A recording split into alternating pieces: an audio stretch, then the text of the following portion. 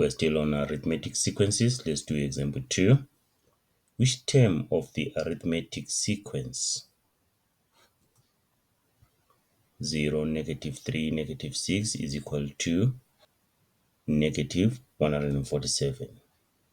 We want to find out what term number -147 is in this sequence. So we're looking for n.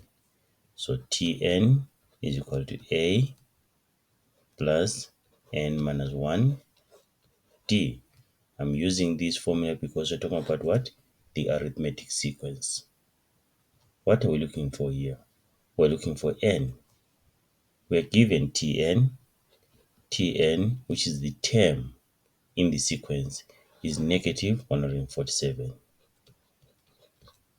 And then we have a is equal to 0. We have the constant difference. -3 minus 0, that is -3. -6 minus -3, that will be -6 plus 3, which is -3. The common difference is -3. Let's substitute what we have into the formula. So we have -147 is equal to a is 0, then plus n, we're looking for n, so n minus 1, and then the constant difference, -3. Okay, make sure you put your constant difference in what? In brackets like that.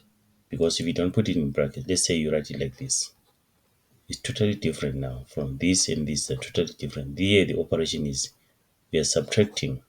Okay, so always put your constant difference in brackets because we are multiplying here. So it's going to be -147 is equal to, distribute -3.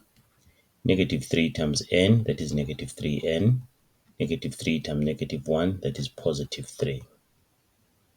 And then we can bring transpose or subtract 3 from both sides of the equation, becomes -150 is equal to -3n.